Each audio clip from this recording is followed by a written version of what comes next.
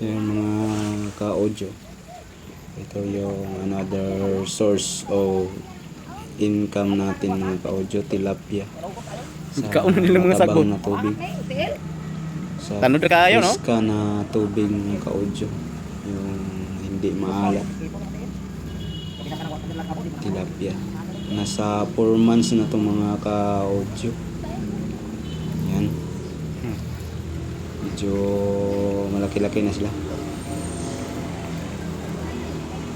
Busog na kayo sila mga no?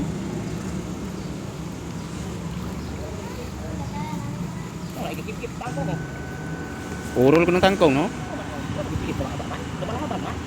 Yan, pwede na ma-harvest mga ka-audio. Yan, meron ng napaka-malaking isda. Itangag niya ang kuhan. Yung ating tilapia mga ka-audio. Thanks for watching. Last mo na ko, no? Don't forget to like and subscribe.